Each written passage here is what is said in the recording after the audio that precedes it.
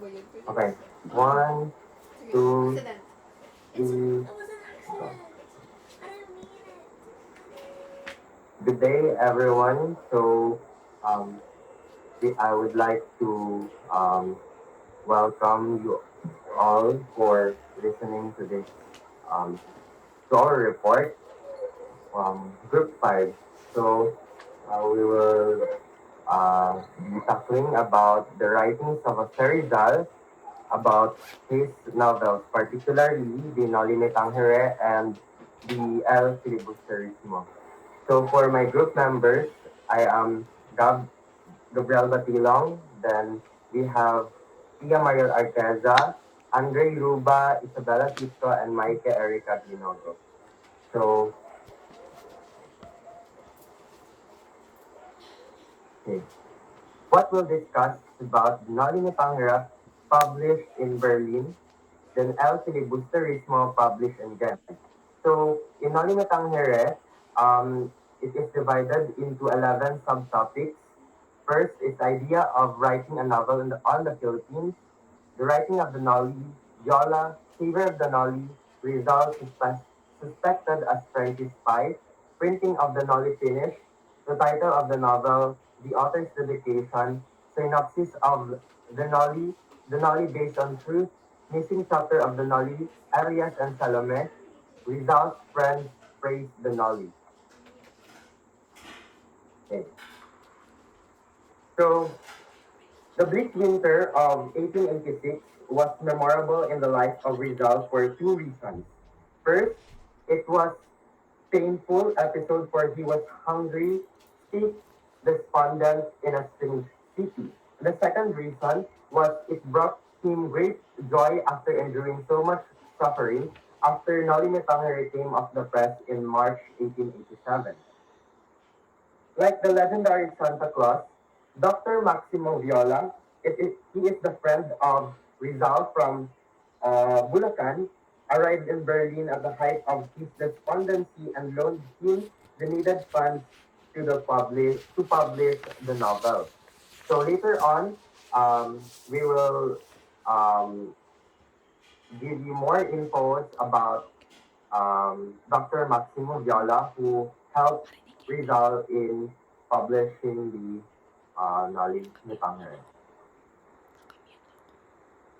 So first, the idea of writing a novel on the Philippines. His reading of Harriet Beecher Stowe's Uncle Tom's Cabin, which portrays the brutalities of American slave owners and the pathetic conditions of the unfortunate Negro slaves, inspired Dr. Rizal to prepare a novel that would depict the miseries of his people under the lash of Spanish pirates. He was then a student in the Central University of Madrid. In a reunion of Filipinos in the Paterno residence in Madrid on January 2, 1884, Rizal proposed that the writing of a novel about the Philippines by a group of Filipinos. His proposal was unanimously approved by those present, among which was Paternos, Pedro Maximo and Antonio, Graciano Lopez Jaena, Evaristo Aguirre, Eduardo Delete, Julio Lorente, Melissa Figueroa, and Valentin Ventura. So, unfortunately, Rizal's project did not materialize. Those compatriots who were expected to collaborate on the novel did not write anything. The novel was designed to cover all phases of Philippine life. However, almost everybody wanted to write on women. Rizal was disgusted at such flippancy.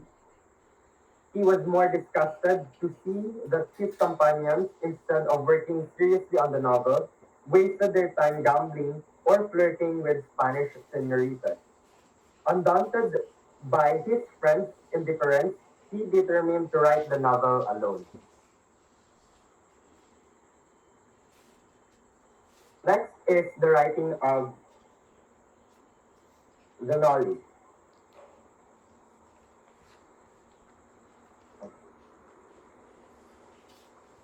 Wait. To Toward the end of 1884, Rizal started to write the novel in Madrid. So when he went to Paris in 1885, after completing his studies in the Central University of Madrid, he continued writing the novel, finished one half of the second half. He finished the last fourth of the novel in Germany. He wrote the last few chapters of the novel in Wilhelmsfeld in April to June 1886. So Wilhelmsfeld is a municipal in Germany. Then, in Berlin during the winter days of February 1887 rather, Rizal made the final revisions on the manuscript of the Nolly. Sick and penniless, he saw no hope of having it published, so that in a momentary fit of desperation, he almost hurled it uh, into flames. Years later, he told his good friend and former classmate Fernando Canan, I did not believe that the Noli Me Tangere would ever be published when I was in Berlin. Broken-hearted, weakened, and discouraged from hunger and deprivation. I was on the point of throwing my work into the fire as a thing accursed and fit only to die.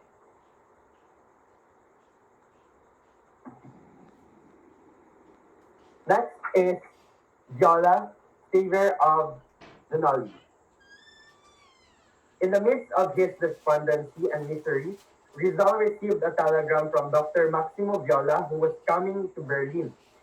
This friend of Rizal was a scion of a rich family of San Miguel, Bulacan. When he arrived in Berlin shortly before Christmas Day of 1887, he was shocked to find Rizal in poverty and deplorably sickly due to lack of proper nourishment.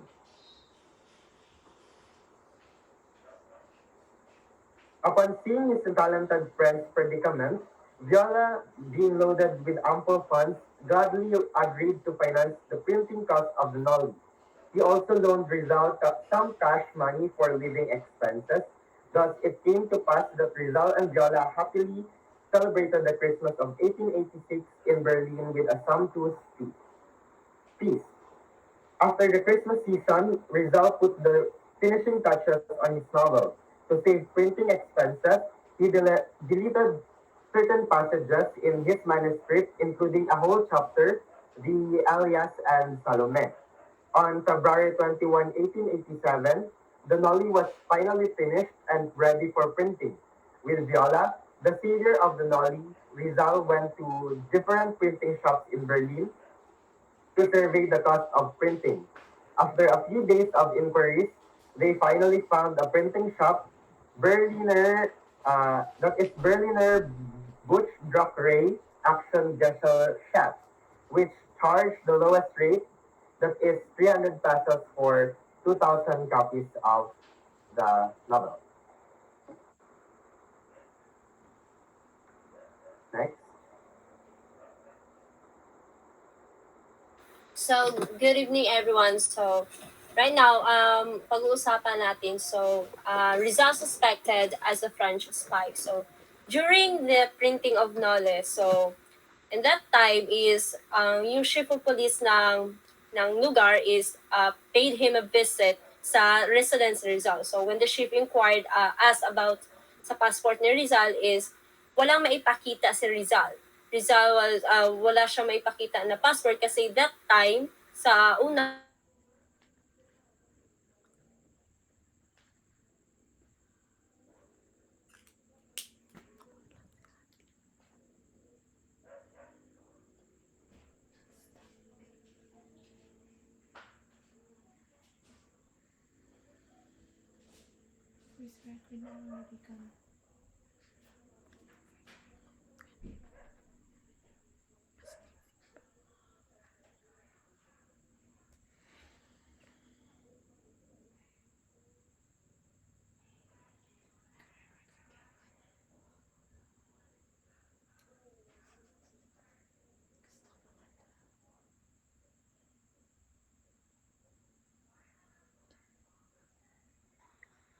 so yun nga, in that time, kay, Okay na, so during the printing of Rizal, oh, sorry. So during the mag-go pa ko.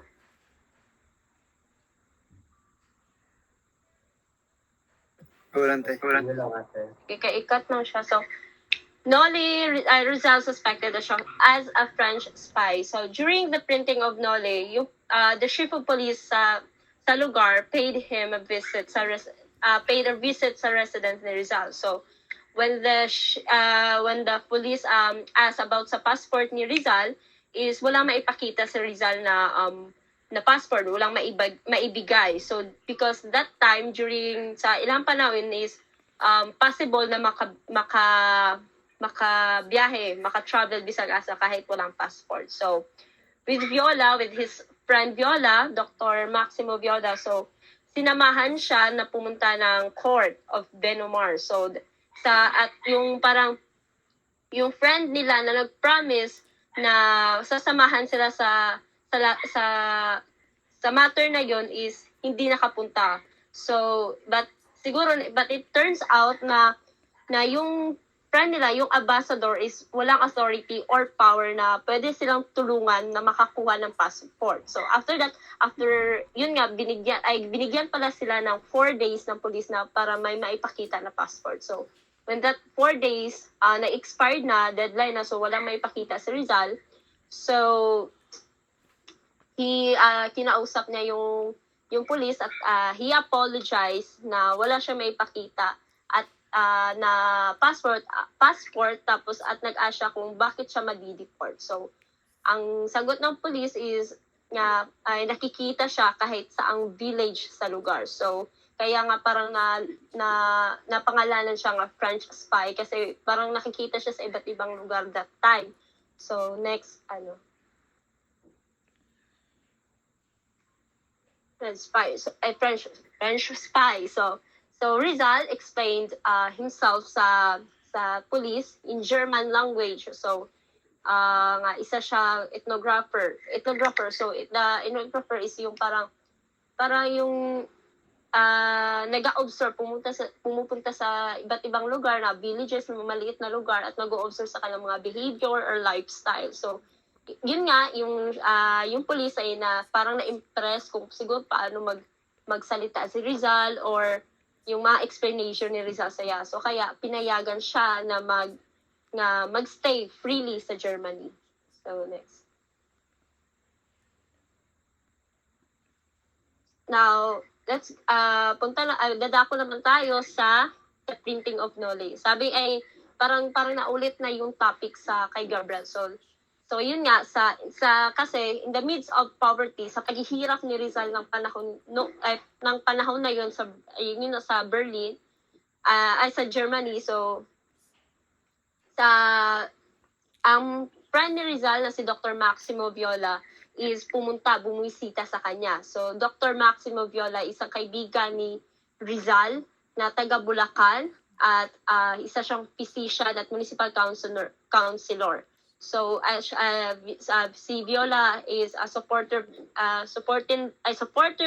din ng propaganda movement ni Rizal at kaibigan niya noon sa Pilipinas nga, yun nga. So Dr.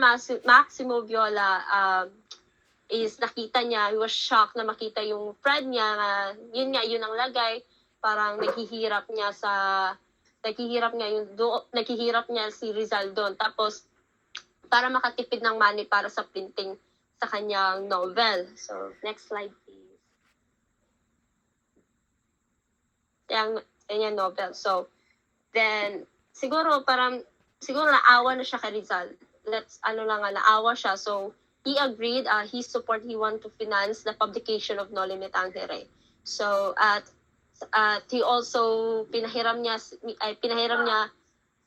si Rizal ng mga ng pera para sa mga personal expenses niya. So, sa March 29, 1887 is parang nagbigay na siya ng token kay Viola as bilang pasalamat sa tulong ni Viola at nilagyan na ng parang inscription. So, to my dear friend, Maximo Viola, the first to read and appreciate my work. So that's all. Next.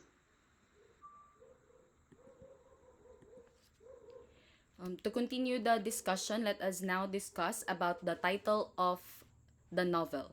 The title Noli Me Tangere is a Latin phrase which means touch me not. Basically, this phrase was not originally conceived by Rizal, for he admitted taking it from the Bible.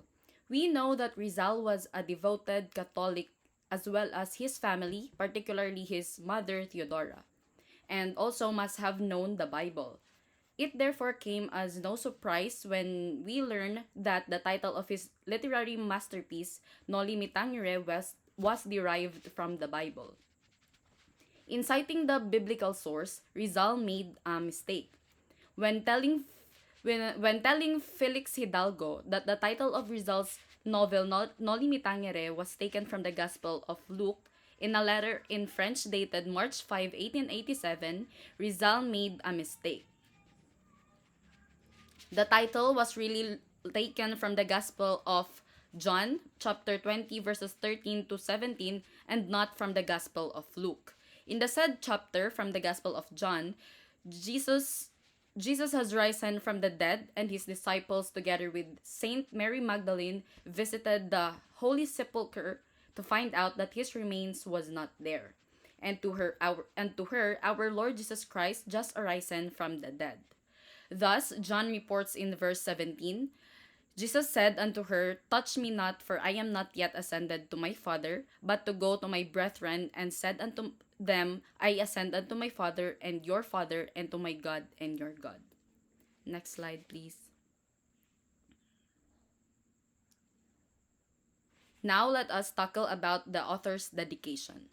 Rizal dedicated his Noli Me Tangere to the Philippines, or to my fatherland.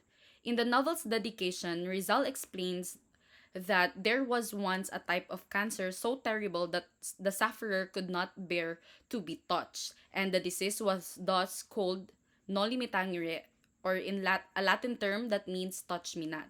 He believed that the situation in his country was comparable.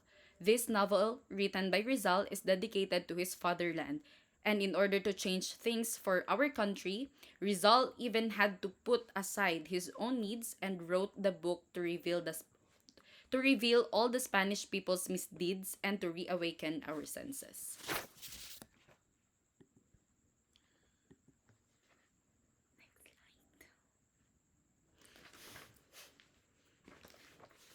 So let's dive on the synopsis of the Noli Me Tangere. Now, as everyone knows from their high school subjects in Filipino, now Noli Me Tangere revolves around the story of this rich young man named Don Crisostomo Ibarra.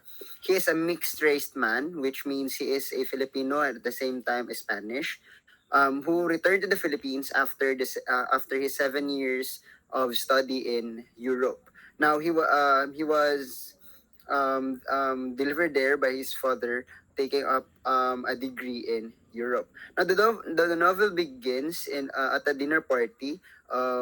This was hosted by Capitan Santiago, or also known as Capitan Tiago, one of the richest man in Manila. Now, this party includes the wealthiest members of the society during that time, and also the friars of both the Franciscan and Dominican orders.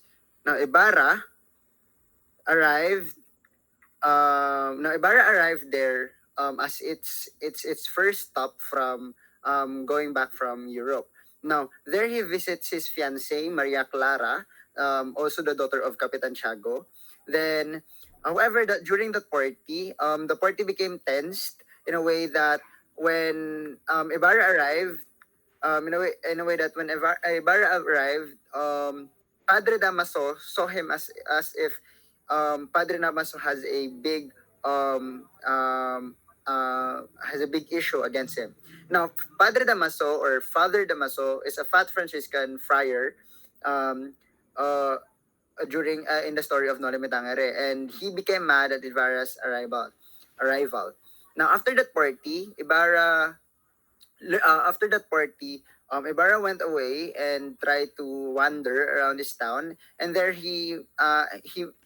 before that he met um, a uh, a gobernador Silio where he was been told that his father died in tragically in prison, and that Padre Damaso, knowing that he met this um, tagabantay ng cementerio where he asked where his father's um, labi ng father niya. However, sabi doon na alis daw, gipatanggal ang corpse ng father niya in a Christ in that Christian cemetery, and then gipa-transfer. However, this yung nag-transfer got weary, and then resulted to dogging out the corpse and then dumping it on river.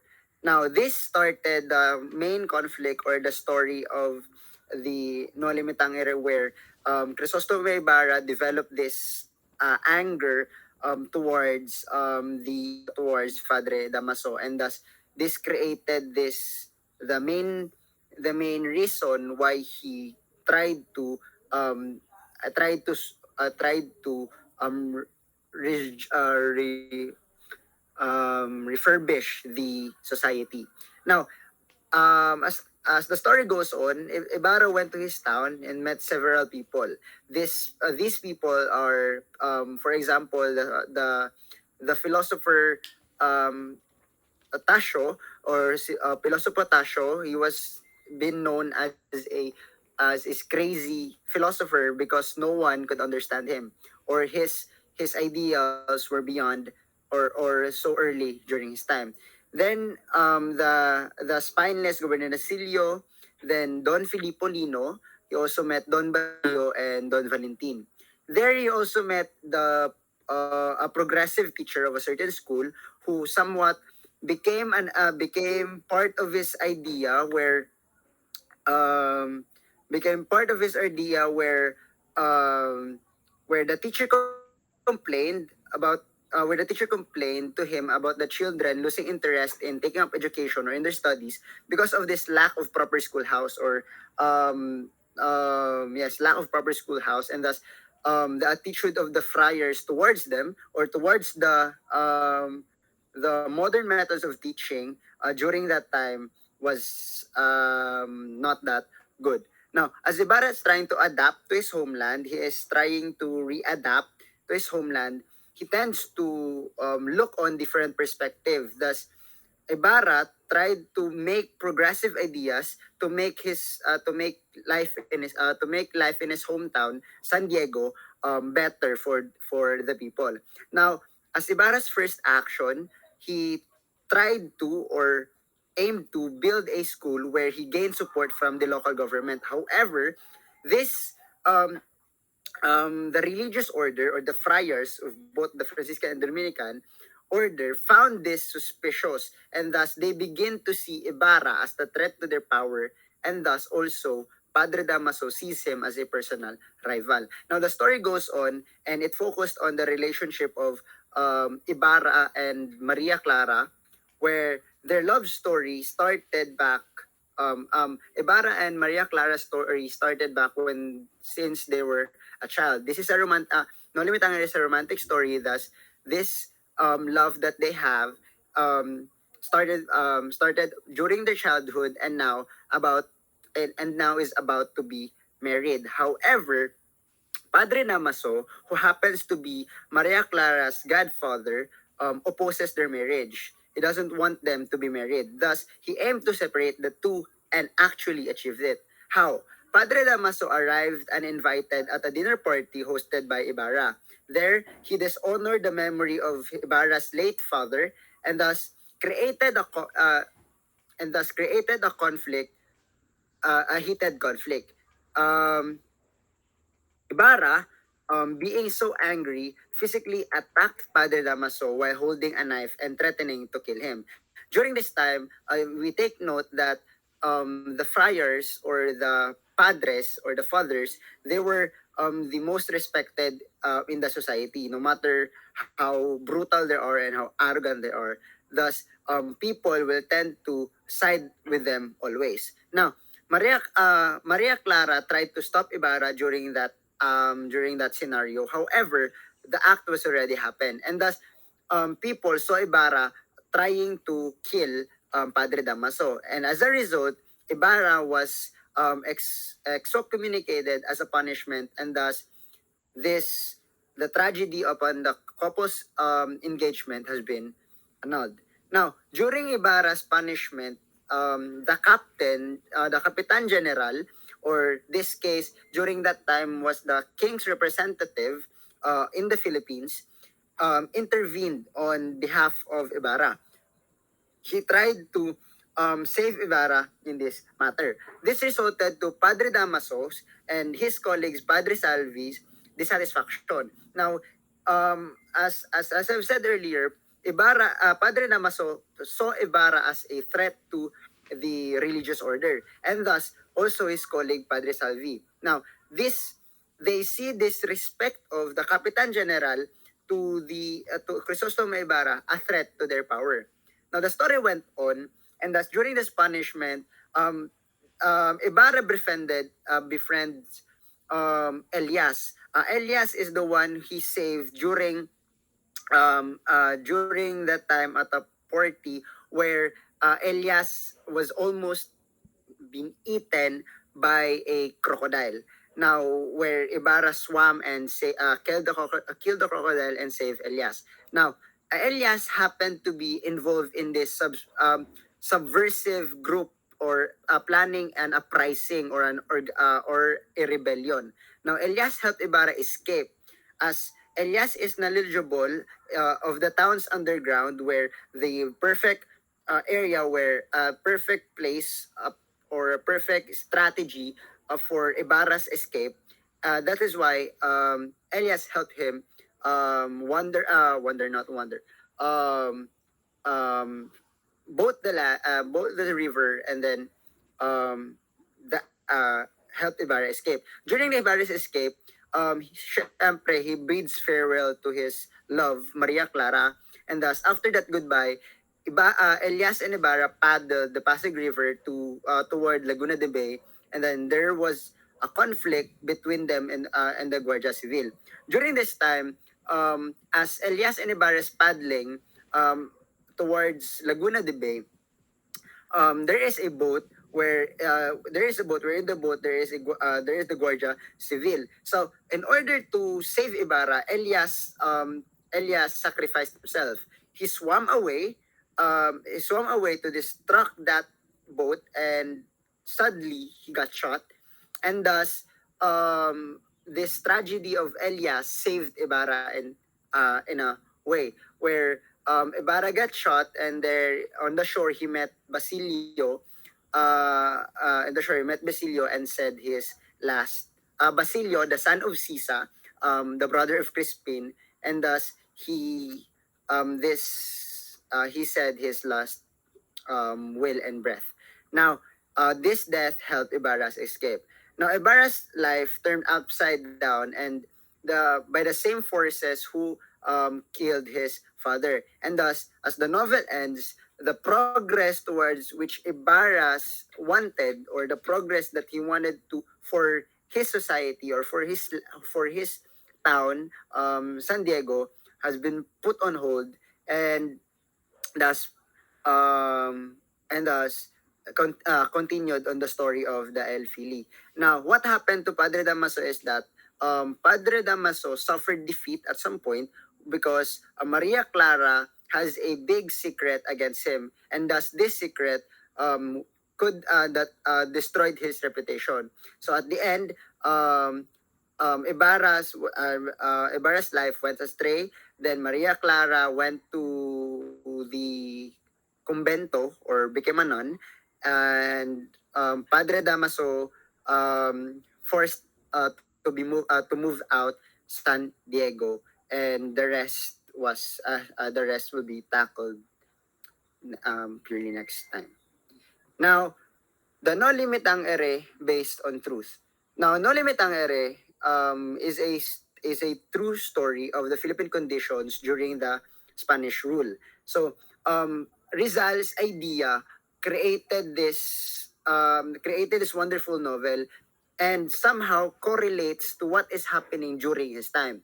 No, the places, the characters, the situations, this was inspired by real life happenings. Now, the characters were drawn by Rizal from the people who actually existed during his time. Now, Maria Clara, for example, in this case, Maria Clara was Leonor Rivera, Ibarra and Elias represented Rizal himself. Then, Piloso Potasio was his brother, Pasiano. Padre Salve was identified by the Rizalists and Rizal researchers um, as Padre Antonio Piernavieja. Then Captain Santiago was Captain Hilario Sunico of San Nicolas. Doña Victorina was Doña Agustina Medel. Basilio and Crispin were the Crisostomo brothers of Hagonoy. And Padre Damaso represented the typical friar during that time who was arrogant, immoral, and anti-Filipino during Rizal's time. Now, to continue on the missing chapter of Noli, Elias, and Salome. So, good day again. I'm Isabella Kitko. I will be continuing our report. So, now we will be discussing the missing chapter of the Noli Me Tangere. So, the original manuscript of Rizal sa Noli Me Tangere contained a chapter entitled Elias and Salome. So, this followed the chapter 24, which was entitled Into the Woods. So why was this removed by Rizal? It's called missing chapter because it was deleted. So why was it deleted? Because as the previous reporter has stated, Rizal had trouble funding his book. So in order to reduce the number of pages in the manuscript, he deleted this chapter and therefore he reduced the cost of printing. So what was the chapter all about? The chapter basically revolved around Elias and Salome, their kumbaga tragic love story. So they were in Salome's childhood home, which she has to give up because she has to pay for the death of her deceased mother. So she was waiting there for Elias, and then eventually when Elias arrived, he came from his picnic from Ibarra and Maria Clara. So that was his first appearance in the book, and then he went here. So he arrived and then he told Salome about the picnic and they were just talking. And then when they were about actually Elias was very cautious when he was with Salome because he didn't want other people to think bad of Salome. So I'll discuss why later. But they were talking, and then when Elias was about to say his goodbye, he noticed that Salome was sad. Actually, she just cried, kumaga, kakayak na lang. So, he asked her why, ganon, and then yun nga, Salome opened up that she had to move to Mindoro to her relatives kasi nga, she has to sell the house. So, Ibarra, Elias was troubled kung ayaw na ba ni Salome sa friendship. Is she bothered or people bothering her? And then, Salome was like, no, okay lang sa akin kahit friendship lang meron tayo, ganun. But then, yung parang, she wants Elias to come with her to Mindoro. So, kasi nga, obviously, they love each other, pero friends lang sila. Friendship nga ang term. Then, syempre, Elias, he refused. Elias refused because of his reputation. So, ayaw niya na madamay si Salome sa kanyang past. So, as we probably learned, Elias was an outlaw and a vagabond revolutionary who resented the power of the Catholic Church and the Spanish government and the reign they have over the Philippines. So, basically, parang siyang rebelde. So, ayaw niya na ma-involve si Salome doon. So, he refused to go with her. They said their goodbyes. It was a very bitter ending. So, yeah, Rizal removed that part. And now, moving on, we will be discussing the last topic of chapter 8, which is Rizal's friends praising his novel, Noli Me Tangere. So, of course, Noli Me Tangere was very well known. So, it received a lot of backlash, especially from people from the church. Kumbaga, he was attacking them, ganun. So, it received a lot of backlash. But at the same time, he also received a lot of congratulatory messages. So, discussed here is one of the significant ones for Rizal, which is, of course, from his friend Lumentre. So, we have learn from the previous topic na malaki talaga ang role ni Lumentrit sa life ni Rizal. They were really close friends. So he described Rizal's work as written with the blood of the heart.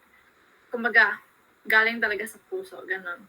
So, grabe yung encouragement niya doon kay Rizal na he intrigued siya sa mga words na ginamit ni Rizal, like, ano yun, filibustero, ganon. He wanted to learn more. He commended Rizal for maybe daw it was his talent in learning the vigorous language and very quickly, ganon.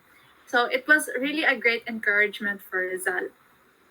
Another letter he received that was also very significant to him was from an admirer that he had who was uh, a lawyer, Dr. Antonio Maria Regidor, a Filipino patriot lawyer who was exiled due to his complicity in Cavite Mutiny in 1972.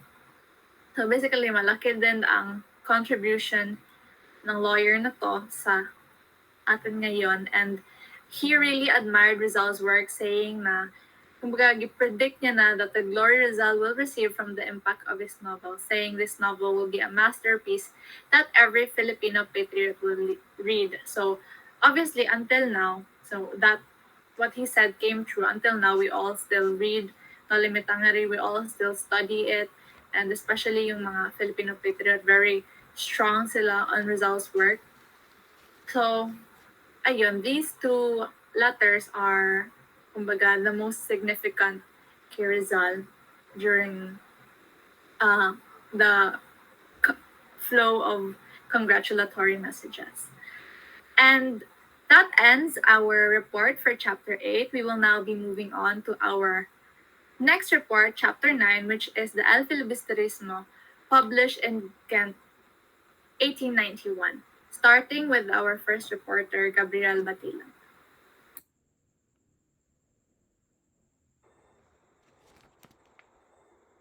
Hello. So now the El Filibusterismo is divided into 11 subtopics.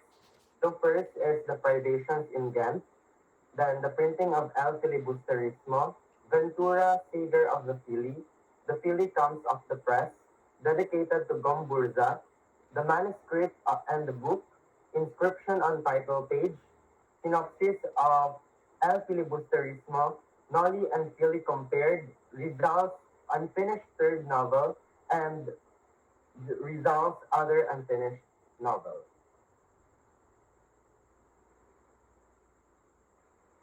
So every day, Rizal was busy revising and polishing the manuscript of El Filibusterismo. He began writing it in October 1887 while he was practicing medicine in Calamba. The following year, in 1888, he made some changes in the plot and corrected some chapters that was already written in London.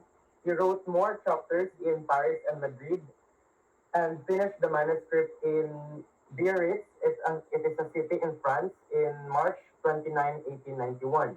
So it took him 3 years to write his second novel, which is the El Filibusterismo. So the privations in death. On July 5, 1891, uh, Rizal left Brussels. It is a city, capital of Belgium, and uh, left Brussels for Ghent. It is the city in Belgium. So the reason why Rizal moved in Ghent, it is because the cost of printing is cheaper, and also to escape from the interesting attraction of Petit Suzanne.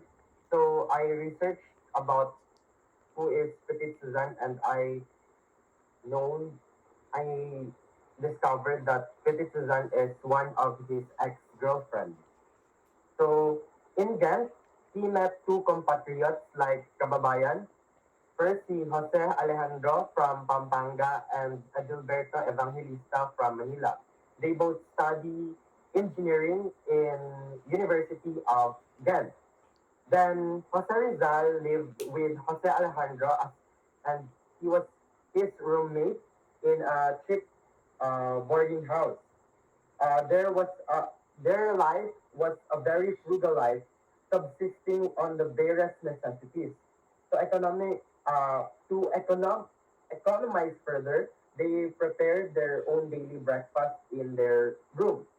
Years later, Alejandro, who became a general during the Filipino-American War of 1899 to 1902, and also an engineer, uh, he recounted in his memoirs their hard life in Ghent with Rizal. Next.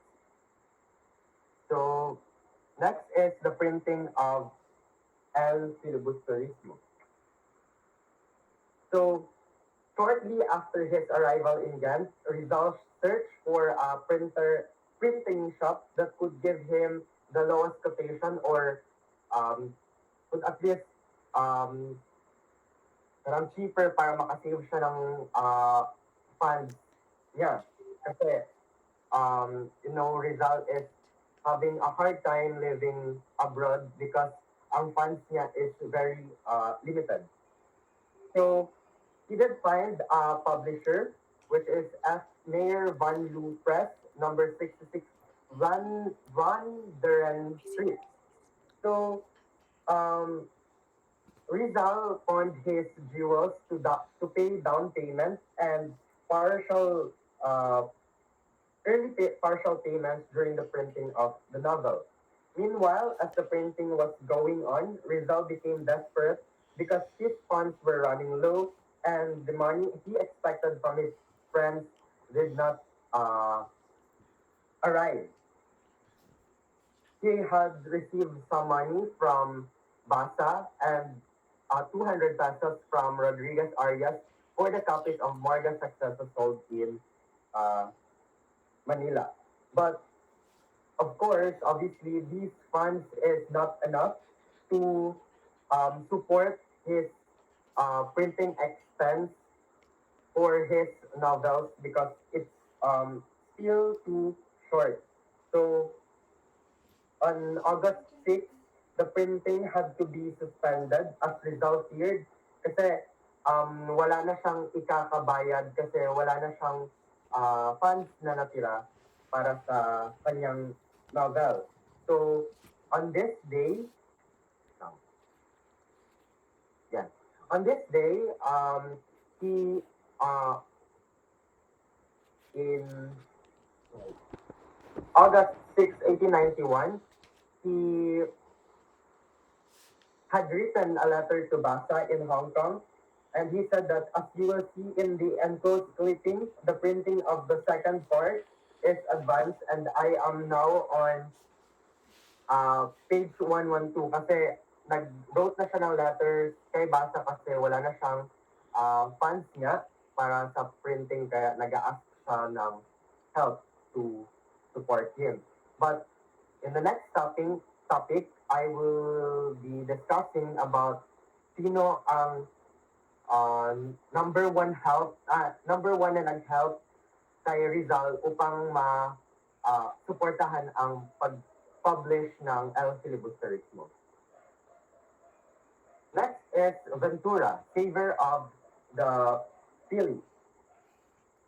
Okay. So, um, as what I have said earlier, si Rizal nga is nawalan na ng pera sa debt.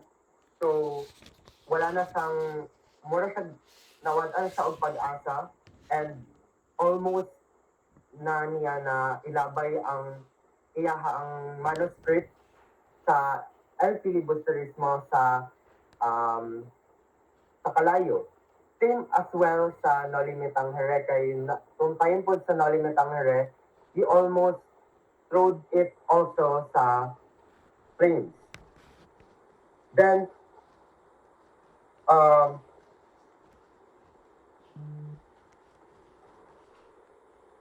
so after this thought of him, he again sent a letter to Basa na sabi niya if wala pa rin financial support na ma-receive siya, ma-receive niya from Basa is i-give up niya na yung book and he will embark to live and work for himself.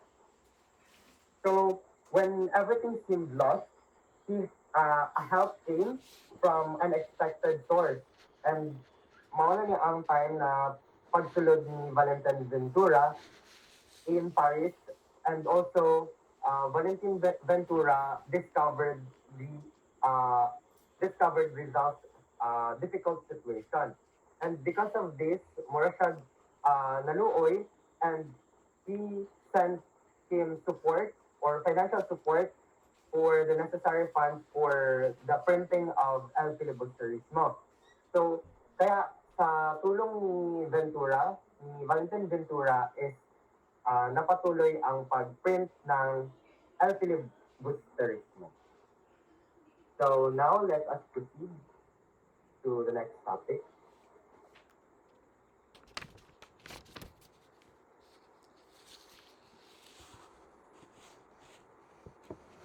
Now, after the privations in Ghent, the printing of El Filibusterismo and Ventura, Savior of the Philly now finally comes off the press. At long last, El Filibusterismo, the sequel to the Noli Me Tangere, came off the press on September 1891. Rizal, now a very happy man, immediately sent that same day two copies to Hong Kong. Isa para kay Basa and another is for Sixto Lopez. To his other friend Ventura, na nagpahiram sa kanya ng pera which is most needed to finish the printing of the novel, he gratefully gave the original manuscript of Il Filibusterismo and the printed copy with his autograph. He sent complimentary copies of the Il Filibusterismo and the printed copy complimentary copies to Ferdinand Blumentritt, Mariano Ponce, Graciano Lopezaina, T.H. Pardo de Tavera, Antonio and Juan Luna, Marcelo H. Del Pilar, and other friends. Filipino patriots in foreign lands and in Philippines praised the novel to the skies. The members of the Filipino colony of Barcelona published a tribute in La Publicidad, Barcelona newspaper, eulogizing the novel's original style, which is comparable only to sublime Alexander Dumas, and may well be offered as a model and a precious jewel in the now decadent literature of Spain. The liberal Madrid newspaper El Nuevo Regimen serialized the novel in its issues of October 1891. Practically, all copies of the first edition, Ghent edition of El Filibusterismo were placed in a wooden box and shipped to Hong Kong. But unfortunately, almost all the boxes were confiscated, and that causes the books from being lost. So it came to pass that the book immediately became rare, and few available Ghent copies were sold at very high prices, reaching as high as 400 pesetas per copy. So, ang pesetas is a Spanish currency between 1868 to 2002. Next. Next is dedicated to Gumburza. Gumburza is the order set by Jose Rizal, which he dedicated his second novel, El Filibusterismo, to the martyr priests. To the memory of the priest Mariano Gomez, 85 years old, Jose Burgos, 30 years old, and Jacinto Zamora, executed in the gallows of Bagumbayan on 28th of February 1872. Rizal's sublime and sincere tribute to other heroes is beyond anything a hero has ever written in the history of mankind. However, to straighten historical records, not everything Rizal writes is correct. So Gomez was 73 years old that time and not 85 at the time of the execution. Burgos is 35 and not 30, and Zamora was 37 and not 35. Rizal also got the wrong date because Gamborza were executed on February 17, 1872 and not February 28.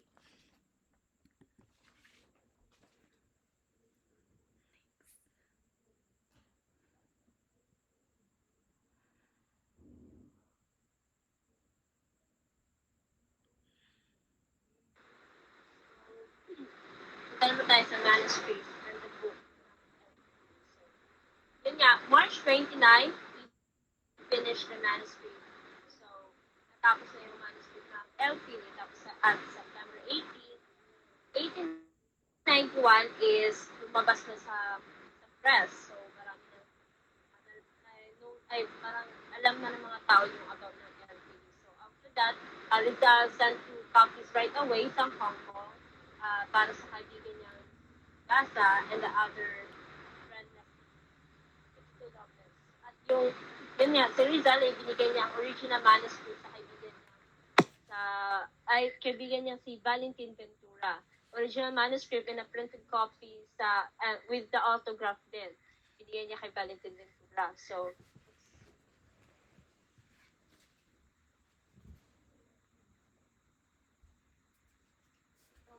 next slide.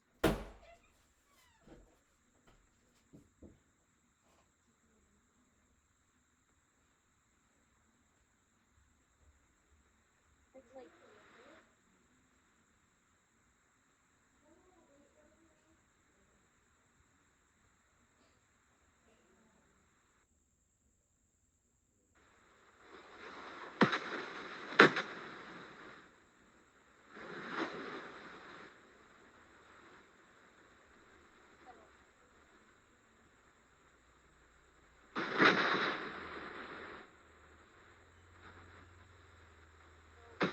Pag-ulit ko.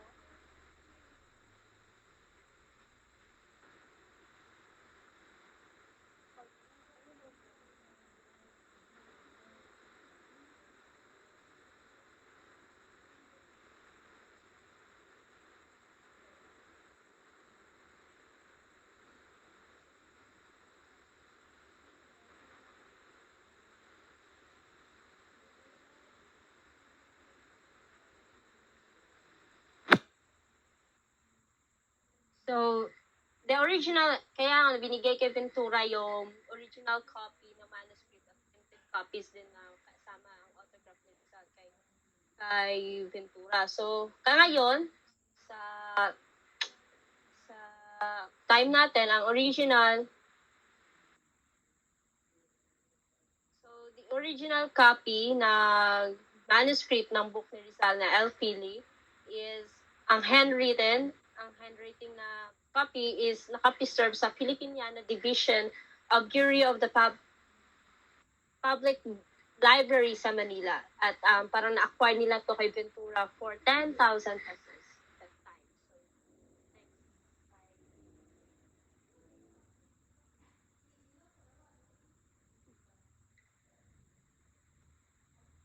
So, yung sorry.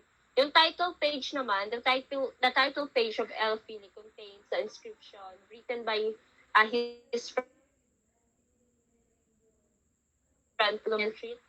Yung supporter niya, like, an everlasting friend ni Rizal. So, yung kaibigan niya is, ay naglagay doon na, a rebel of Filibusterismo has to convince every Filipino that there is no salvation except through separation from the mother country. So, it means na, di tayo maliligtas or dili tayo makahawa sa, like, yung anak kalisod nga life if dili tayo mag-separate sa mother country, which is the Spain. So,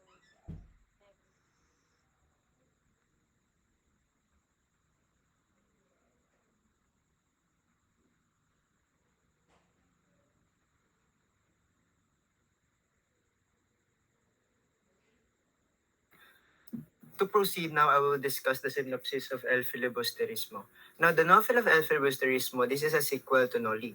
It is somehow a satirical novel of revenge, unfulfilled love, and tragedy. It revolves around the story of Simon, a rich jeweler. Now, Simon is a actually Crisostomo Ibarra, where, as you remembered from the story of Noli Me Tangere, Crisostomo Ibarra escaped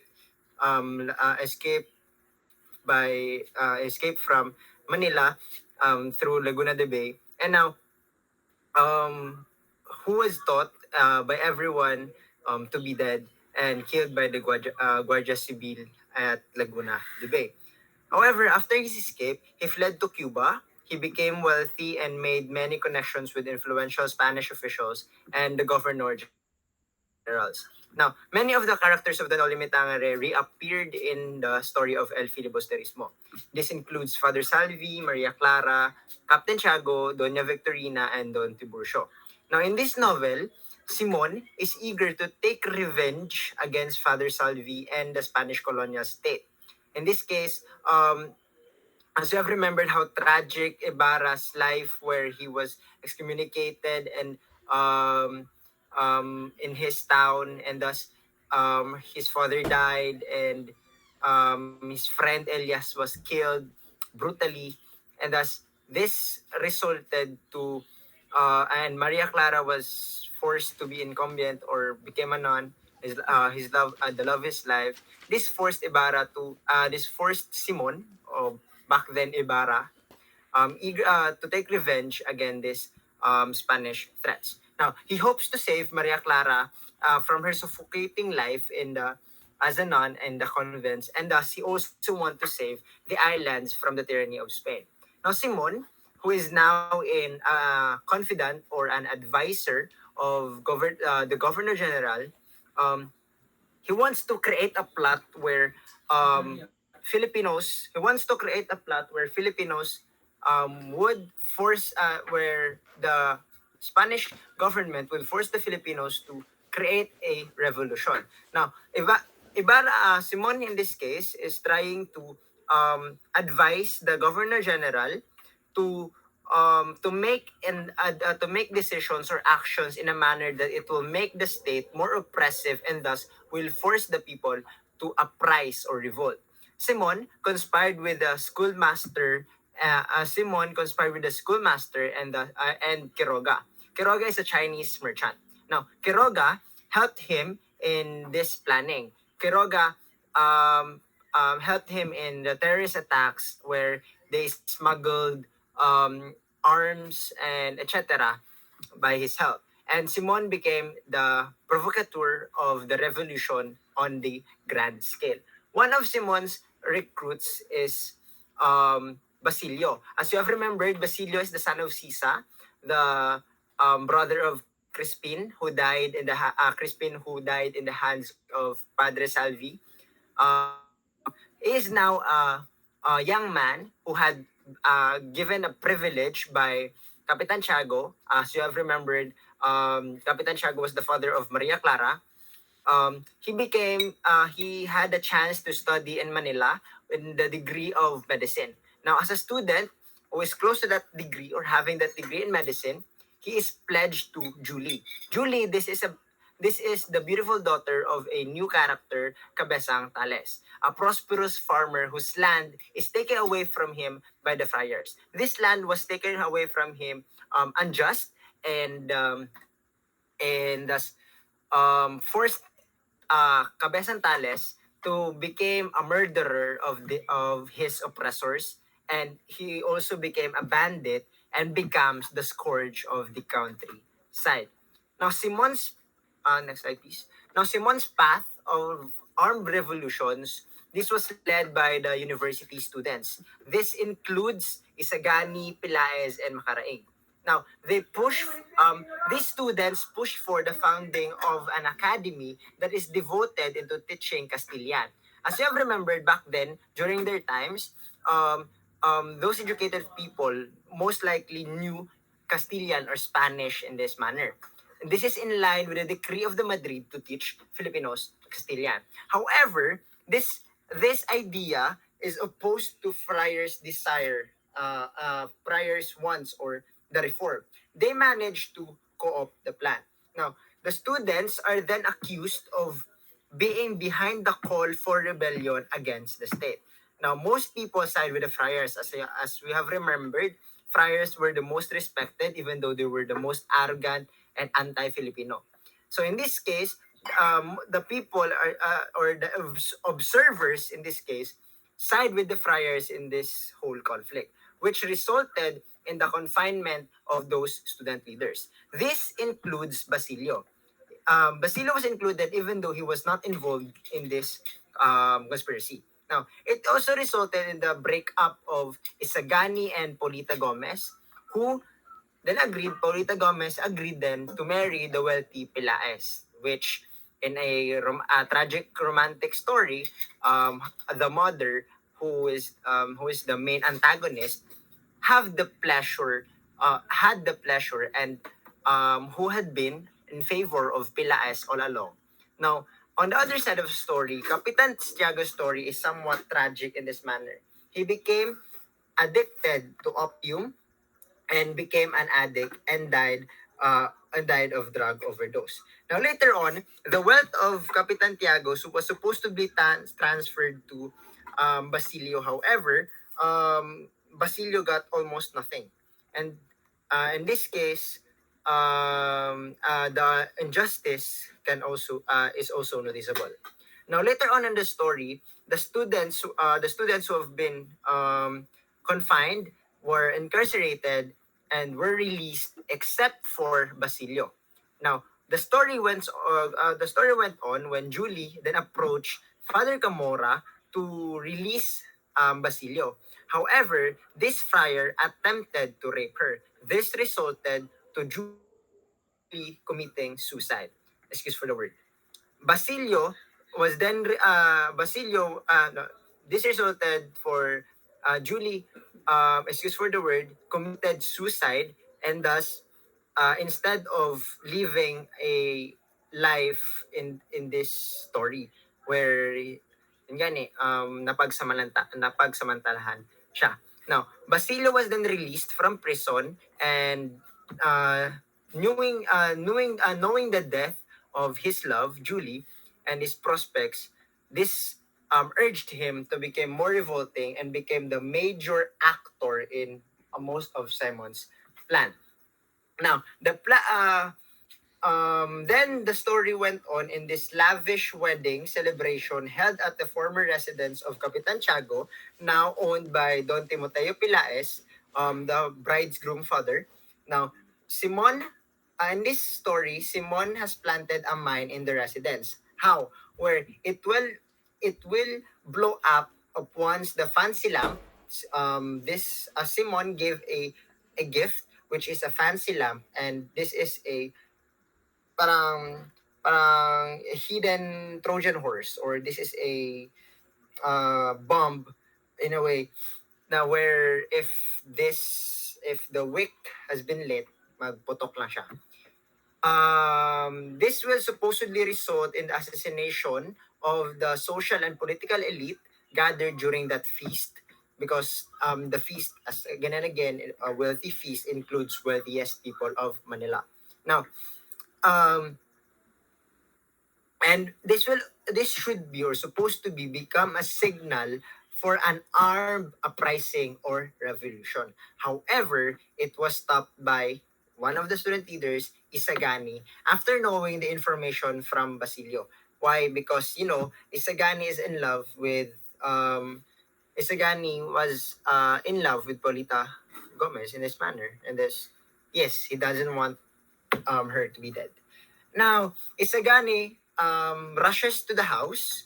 Then he snatches the lamps and throws it into the river, and thus it resulted to the failed plan of Crisostomo Ibarra. Later on in the story, the tragedy went on. The planned revolution is aborted, and Simon's true identity has been revealed, partly to the note that was left, that he left to for Father Salvi during the feast. Now, a wounded Simon evades a wounded Simon somehow evades capture and manages to seek refuge in the house of Father Florentino, a very good and a kind Father Florentino. Then there, sadly and tragically, he committed suicide, but not before revealing what to the priest what really he had wrought. He leaves behind the case of jewels, where the good Father Florentino, threw it into the sea, and thus the story ended in a tragic manner. Now we'll continue to the we'll continue to the comparison of Noli and Fili. Now Noli and Fili have various differences. Although they were written by Rizal or same author and supposed to be dealing with the same story and the same characters, however, the differences when you read Noli Me Tangere and El Filibusterismo, the differences were very noticeable. Now, Noli Me Tangere, this is a romantic model. If you have read the first chapters, this focused on the love stories of different lovers, Isagani, Polita Gomez. No. Sorry. This revolved in the stories of Ibarra and Maria Clara and other however, the romance is existing.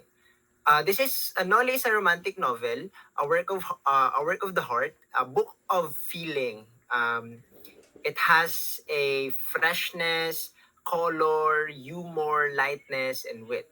So basically, it is a novel not for actually revolting. At some point, it tends to provoke revolt on the hearts of Filipinos by touching their hearts themselves. This is why it is called the work of art. However, on the other hand, the El Filibusterismo, this is a political novel. As you have read the 38 chapters of El Filibusterismo, it most likely revolves on revenge, the tragic story of revenge, and a work of head and a book of thought, and it contains bitterness, hatred, pain, violence, and sorrow. Philly, um, Philly was then Philly was then Now, Philly was supposed to be longer than Noli. It's supposed to contain 38 chapters against Noli Smitangere's 64 chapters. However, due to the lack of funds, Rizal has to cut Philly. In terms of which is way better novel, Rizal's friends and Rizalists have different opinions. Now, in this case, Rizal himself considered the Noli superior to the Philly. Um, agreeing with Marcelo H. Del Pilar, who had the same opinion. However, others say otherwise. They, like Graciano Lopez Haina, tend to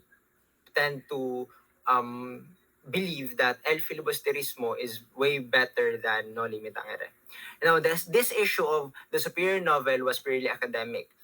But however, we must need to consider that both awaken the spirit of Filipino nationalism and both are responsible for paving the ground for the Philippine Revolution and that brought about the downfall of Spain. That ends my part for this chapter 9 and this will continue on the next reporting. Now, moving on to the last two chapters of our report, we will be discussing Rizal's unfinished third novel and his other unfinished novels. So, starting with his novel that was supposed to come after Philly. So, before Lopez Haina suggested writing another novel, Rizal already talked about his plan to write another novel to his friend Blumentritt. So, Rizal described this novel to be in the modern sense of the world, where ethics play the principal role, and he diverted from politics and focused on the habits and customs of Filipinos. So, he stated here that he wanted the novel to only have two Spaniards, a friar curate, and the lieutenant of the Guardia Civil. So he wished that this novel will be, as you can read here, humorous, satirical, and witty. So he wanted this to be different from yung political novel niya and romantic novel niya. So, Rizal started writing this novel, which was in Tagalog, on December 18, 1891. So, during his voyage to Hong Kong. And uh, and eventually he started writing in Hong Kong. So, it was unfinished. It consists of 44 pages and is now currently in the National Library in Manila. So, what was the novel about? The novel was about, well, basically it starts with the burial of Prince Tagulima, the son of the Sultan Zaide of Ternate, on the Malapad na Bato, a big rock in the bank of Pasig River. So, parang siyang Filipino royalty tribe setting. Ganon. Tapos, so, Sultan Zaide with his royal family and retainers was taken prisoner by the Spaniards. So during the wars in the Moluccas and brought to Manila. So the old Sultan and his children and followers were promised good treatment. So, but eventually the Spaniards, well, they betrayed us. They forgot their promise and let them die one by one in misery. So there was a hero in the novel. His name was Kamandagan. So he was descendant of Lakandula, the last king of Tondo. And he plotted the lost freedom of his fathers. And one day, eventually, he saved his two beautiful granddaughters, Maligaya and Sinagtala, from the lustful Spaniards. You can picture that in your mind. The Cura and the Ecomendro of Bay Laguna. Basically, yan yung plot ng story. That's how it goes. So, it says here na comment nila na Rizal was fortunate na hindi siya natapos, that he didn't get to finish the novel kasi it will be another scandal. Kasi obviously it was against like the Spaniards. Ganun. So it would have caused a greater scandal and more Spanish vengeance on him.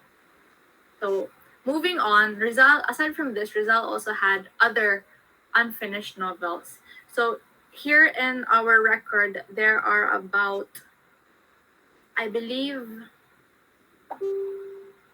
4 of them. So some with titles, some don't have titles. So one of it is entitled Makamisa. It consists of 2 chapters and 20 pages. It was short lang. It was written in Tagalog using light sarcastic style. So ayun lang ang record about the novel.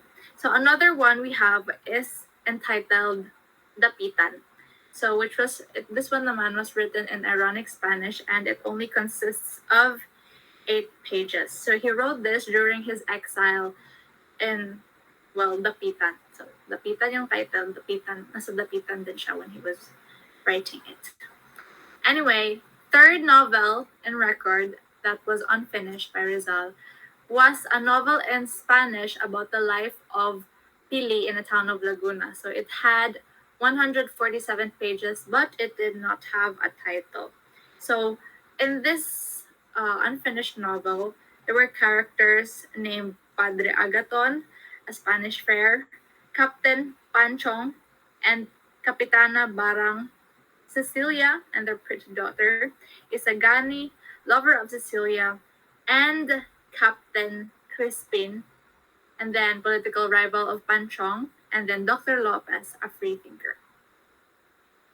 And then, lastly, he had another unfinished novel which also did not have a title. So it was about Cristobal, a youthful Filipino student who has returned from Europe. So it had 34 pages, and among the characters were, of course, Cristobal, the student, and he studied for 12 years in Europe. And then we have Amelia, his sweetheart, and Captain Ramon, and then the father of Cristobal, a Dominican friar, a Franciscan friar, and a Spanish lieutenant, and a Guardia Civil. So those were the characters. And then the beginnings of another novel were contained in 2 books. So we have 5 pala. and the fifth one is like two books. So it contained, the first book contains 31 pages, and the second contained 12 written pages. So, through the mouth of celestial characters, the author describes the deplorable conditions of the Philippines. This unfinished novel was written in Spanish, and the style was ironic. And that ends our report for chapter 8 and chapter 9. I hope you all learned something, and I hope you all were inspired by Rizal's work. So, thank you everyone for listening and for watching our video.